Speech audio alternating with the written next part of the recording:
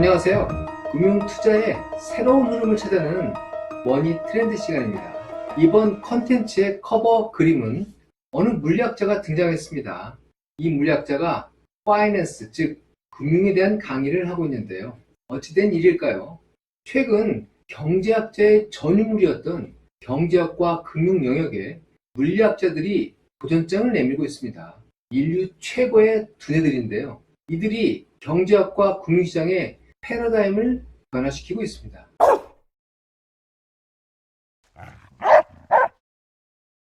특히 최근 100세 시대, 초저금리 시대를 맞아서 초장기 투자가 필수적인 금융 소비자에게 이 물리학자들이 큰 영향을 줄 것으로 예상되는데요. 오늘은 이 물리학자들의 논문 중에 주목받는 논문을 여러분들에게 소개해드립니다. 대부분의 투자자가 왜 나만 항상 실패하지? 이렇게 궁금해합니다. 이에 대한 답변을 물리학자가 과학적인 방법으로 물리학의 이론을 동원해서 여러분들에게 설명해 드립니다. 코로나 바이러스의 역사상 유례가 없는 확산세로 세계 경제활동이 중지됐습니다. 사람들이 일자리를 잃는 등 세계 경제는 그야말로 붕괴에 가까웠습니다. 그러나 경제 사회의 불안과 불황을 잠재우기 위해 쏟아부은 돈다발을 걸음으로 금융시장은 버블을 우려하는 상황까지 상승을 지속했습니다. 그러나 금년부터 정작 코로나 바이러스의 백신이 보급과 접종이 시작되었고 선진국의 재정, 통화정책 합동작전도 변함없이 지속되고 있으나 금융시장은 오히려 상승세를 한풀 꺾인 모습입니다. 물론 고평가 논란이 한창인 빵과 마이크로소프트, 테슬라 등 성장주에서 오랜 기간 죽을 맛이었던 가치주로 순환매를 기대하는 목소리도 높지만 이미 금융시장에 발을 담그고 있는 투자자들은 불안감이 높아지고 있는 상황입니다. 최근처럼 미래 금융시장 가격에 대한 불안이 높을 때면 당연히 금융시장의 가격 결정 원리에 대한 궁금증으로 연결됩니다. 금융시장의 주가, 채권 가격, 이 채권 가격은 금리와 역관계입니다. 또 유가, 환율, 금값, 그리고 이들을 기초로 발행하는 선물 옵션의 가격들은 어떻게 결정될까요?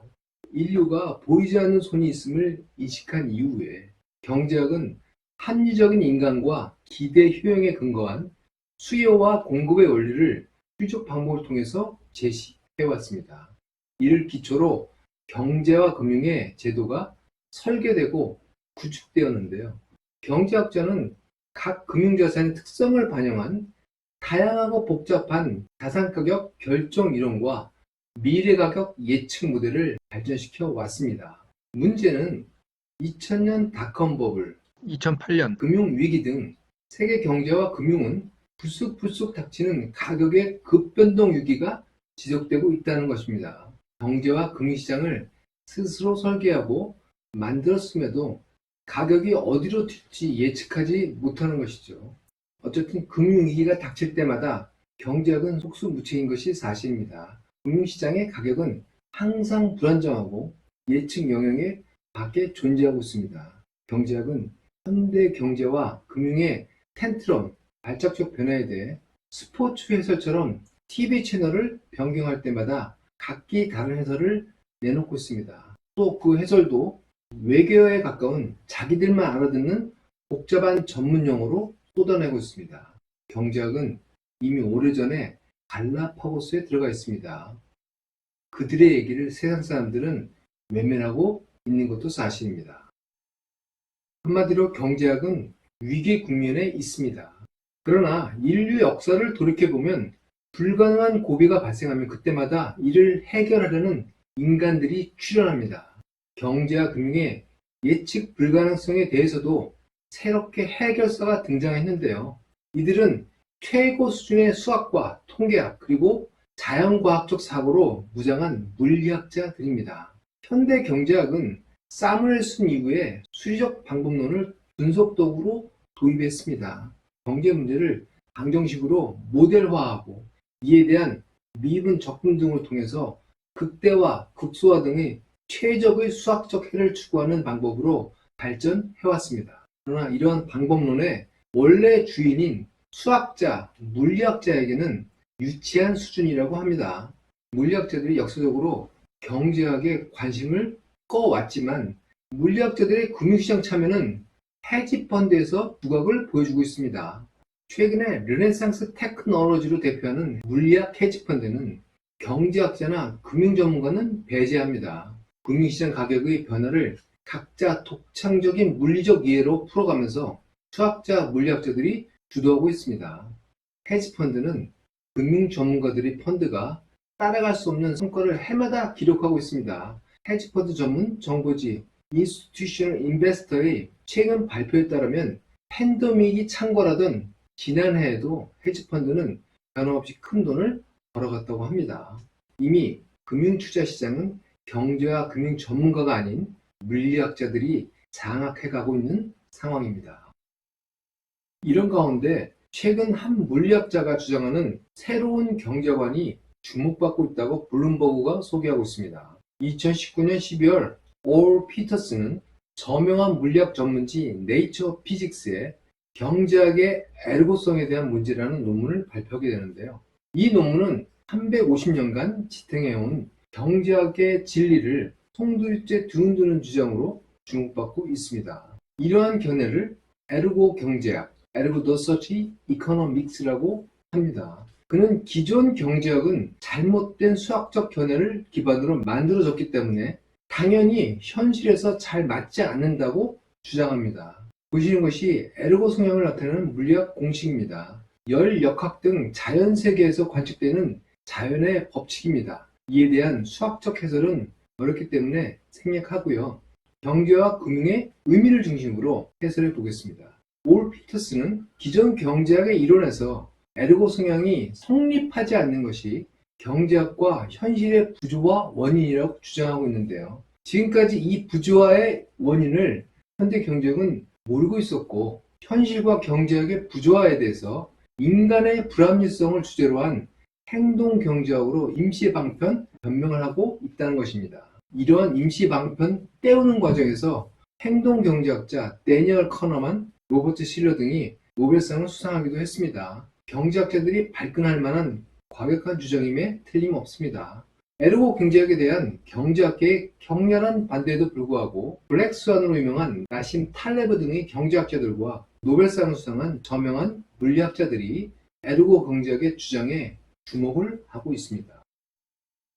지금부터는 에르고 성향을 자세히 설명해 드리겠습니다. 물론 깊은 내용은 아니고 최대한 경제와 금융의 의미를 중심으로 설명해 드리겠습니다. 여러분이 동전을 던지는 확률적 행동의 결과에서 100명이 각각 던져서 시행하는 전체의 평균이 한 명이 100번 연속하는 평균과 같은 결과가 나오면 이러한 상황을 에르고 성향이 성립한다고 합니다. 아까 확인하셨던 그 복잡한 공식의 최종 해석입니다. 즉, 시간을 고려한 평균과 시간을 고려하지 않은 집단 평균이 같다면 에르고 성향이 있다고 판단하는 것이죠. 아마 시청자 여러분들은 무슨 소리인지 대단히 생소할 것입니다. 그러나 대부분 경제, 금융 전문가도 여러분처럼 듣지 못한 얘기입니다. 똑같은 입장입니다. 설사 논문을 본다 해도 이해하기가 쉽지 않은 물리학의 논문입니다. 그동안 일반인들을 복잡하고 어려운 용어로 골탕 먹이던 경제, 금융 전문가들의 당황하는 모습을 즐겨볼 기회이기도 하겠습니다. 또 앞으로 물리학자들이 계속 경제와 금융 분야로 진출하는 이상 기존 경제학자와 금융 전문가들은 당황할 수밖에 없죠. 그런데 이러한 에르고 성향에 대해서 행동경제학자 제이슨 콜린스가 시뮬레이션을 시행했는데요. 시뮬레이션은 처음 판돈 $100로 시작하는 동전 던지기 게임입니다. 앞면이 나오면 가진 돈의 50%를 더 받고 뒷면이 나오면 그때까지 가진 돈의 마이너스 40%를 차감합니다. 즉 50% 확률로 플러스 50% 이익을 보고 나머지 50% 확률은 마이너스 40%가 되는 투자 게임입니다.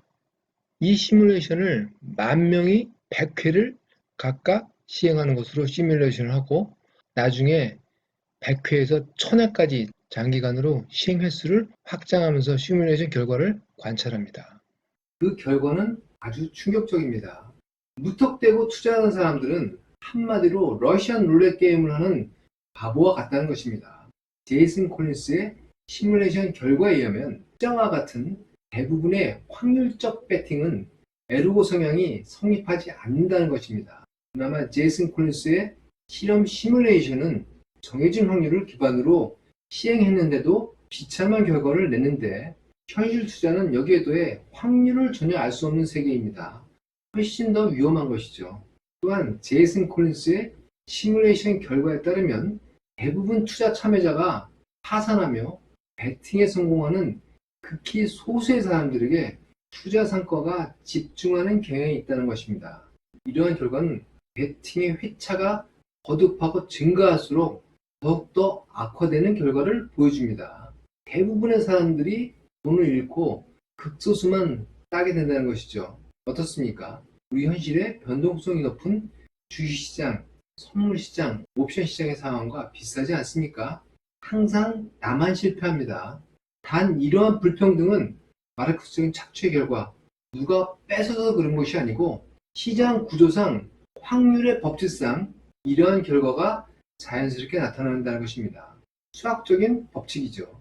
이러한 상황에서 현실 금융시장처럼 배팅마다 거래 수수료가 있다면 당연히 돈 벌어가는 것은 금융회사만 돈 버는 결과가 나올 수밖에 없습니다. 이것도 우리 현실과 같죠. 특히 제이슨 콜린스가 적용한 배팅의 확률은 적당한 위험, 이른바 우리가 중위험, 미디움 리스크라는 것을 적용한 배팅이었습니다. 우리는 중위험, 중수익이라는 용어를 금융회사의 홍보물이나 언론 기사에서 자주 접합니다. 그러나 결론적으로 이 중위험, 미디움 리스크가 가장 경계할 금융투자 대상인 것을 제이슨 콜린스의 시뮬레이션 결과는 보여주고 있습니다. 이 제이슨 콜린스의 시뮬레이션과 해설은 상당히 복잡합니다. 그래서 에르고 성향의 금융투자에 대한 시사점의 가장 쉬운 설명을 금융평론가 테일러 피어슨의 해설을 빌어서 설명해 드리겠습니다. 우리는 흔히 금융시장에서는 대표적인 시장 수익률을 기준으로 각 개인은 투자 전망과 투자의 판단 기준으로 활용합니다. 지난해 주식시장에 참가한 100명의 투자 수익률이 평균적으로 10%였다면 이것은 한 명이 100번 투자하는 수익률의 평균 10%라는 것을 당연히 보장하지 않는 것을 여러분 아시겠죠? 금융평론가 테일러 피어슨의 견해에 따르면 에르고 경제학은 금융 투자에 있어서 너무나 중요한 의미를 가지고 있습니다. 대표적으로 시장 전체의 수익률이 개인의 수익률로 이식되면 큰 낭패를 본다는 것입니다. 테일러 피어슨은 다양한 방법으로 이를 설명하고 있는데요. 요약하면 이렇습니다. 10년 기간의 시장 수익률이 50%라고 가정합시다. 개인이 10년간 투자해서 50% 수익률을 얻을 수 있을까 하는 것입니다. 그렇지 않다는 것이죠. 처음 5년간 마이너스 100%였고 다음 5년간 150%였다고 하면 결과적으로 10년간 50% 수익을 얻었지만, 이해를 위해서 복리보다는 단순한 누적 수익률로 예를 들겠습니다. 이 개인은 시장 전체의 수익률이 담긴 변동성 때문에 처음 5년에 파산하고 말 것입니다. 변동성이 있는 금융시장에서 투자자에게 시간에 따른 순차적 수익률이 아주 중요한데요. 즉 시장 전체 수익률 50%는 에르고 성향이 없다는 것입니다. 만약 노후 퇴직 플랜을 세우면서 이 시장 수익률 50%를 즉 연평균 5% 수익률을 반영해서 계획을 세웠다면 결과는 재앙일 것입니다. 만약 은퇴기간 초기에 마이너스가 아니더라도 투자 수익률이 연 5% 이상이 되지 않고 이보다 낮게 투자 수익률이 유지된다면 이 은퇴 가계는 파산하고 맙니다. 이러한 상황을 보여주는 테일러 피어슨의 생애설계 도표입니다. 문제가 있으면 해결책도 내놔야 되겠죠. 금융시장의 에르고 성향의 피해를 줄이기 위한 방법은 크게 두 가지입니다. 위험을 줄이기 위해 분산 투자를 실시해 투자 수익률의 안정성을 확보하는 것과 위험에 노출되는 투자 금액을 위험 수준에 따라 낮추는 방법, 이렇게 두 가지로 요약할 수 있습니다. 분산 투자와 투자 위험 관리를 복잡하지 않게 간편하게 할 수 있는 방법으로는 테일러 피어슨과 제이슨 콜린스는 바벨 투자 기법과 켈리 기준법, 켈리 크리테온을 소개하고 있습니다. 먼저 바벨 투자 기법은 적당한 중요한 투자보다는 극단적인 안전상품과 극단적인 위험 상품에 나눠서 투자하는 방법입니다. 테일러 피어스는 지난 30년간 미국 주식과 국채의 상반된 상관성을 기반으로 국채와 S&P 500의 바벨 투자 전략을 소개하고 있습니다. 30년간 보면 국채와 주식은 서로 반대로 움직이는 것을 알 수 있지요. 서로 반대로 움직이면서 현실과 이익을 상쇄하는 결과를 가져옵니다. 그러나 이런 바벨 투자 기법도 한계가 있다고 합니다. 바벨 투자 기법을 통해서 100% 투자하는 것은 위험하다는 것인데요. 미국 주식과 국채 수익률을 30년을 넘어서 1885년부터 분석해 보면 주식과 국채 간의 서로 반대의 상관관계가 사라진다는 것입니다. 이것은 또 다른 시간 투자 수익률의 오류이자 위험이 될 수 있습니다. 채권에서 손해가 발생하면 주식에서 이익으로 상쇄하고 채권에서 이익이 발생하면 주식의 손실로 서로 상쇄하는 이러한 관계를 이용해서 바벨 투자로 분산 투자를 한 것인데요. 같은 방향으로 움직이면 가치 손실을 크게 볼 수 있는 가능성이 생겨서 파산할 수 있는 위험이 발생하는 것이죠. 1997년 물리학자들이 세운 헤지펀드 롱텀 캐피털 매니지먼트가 파산했습니다. 이들은 1994년 창립 이후에 해마다 21%, 43%, 41%의 놀라운 펀드 수익률을 기록하다가 파산하고 만 것입니다. 그들은 치밀한 수학적 방정식을 통해서 투자를 했는데도 불구하고 그 수학적 방정식에 적용된 데이터가 한 5년간의 데이터를 활용했기 때문에 이 데이터 기간을 넘어서 발생할 수 있는 위험은 고려가 되지 않았다는 겁니다. 이때부터 물리학자들은 기간의 평균 수익률보다 예기치는 금융시장의 위험에 주목을 하기 시작했습니다. 여러분들이 잘 아는 블랙스완이 이에 해당합니다. 이런 물리학자들이 주목하는 예기치 않은 위험을 줄이는 방법으로 투자 규모를 아예 조절하는 방법이 필요해졌습니다. 파산해도 전체 재산에 영향을 미치지 않도록 일부를 투자하겠다는 것이죠. 이 규모를 산출하는 방법이 켈리 기준법, 켈리 크리테리온입니다. 위험 수준의 상황에서 투자 규모를 결정하는 위험 회피형 투자자금 관리 방법인데요. 제이슨 콜린스는 자세한 투자 규모 결정 공식을 소개하고 있습니다. 공식의 자세한 내용은 어렵지 않으니까 여러분들이 참고하시기 바랍니다. 100세 시대에 접어들면서 지금의 젊은이는 경제활동 시작부터 사망까지 한 70년 이상의 초장기 투자를 생각해봐야 합니다. 돈을 벌고 노후에 소비하는 기간까지 모두가 투자 기간인 것이죠. 그렇기 때문에 70년 이상의 초장기 투자가 필요하다는 것입니다. 이런 초장기 투자에 위험을 관리하지 않으면 반드시 파산한다는 것이 현존 인류 최고의 두뇌 물리학자의 연구라고 할 수 있습니다.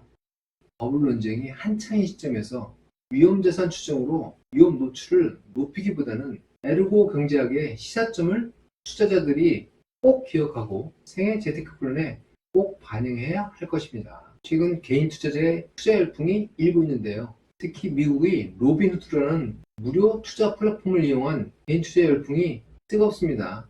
그러나 그 이면에 순식간에 파산한 젊은이들이 목숨을 버린 사례도 많다는 것을 알아야 합니다. 지금까지 금융투자의 새로운 시대적 패턴을 찾는 머니 트렌드였습니다. 감사합니다.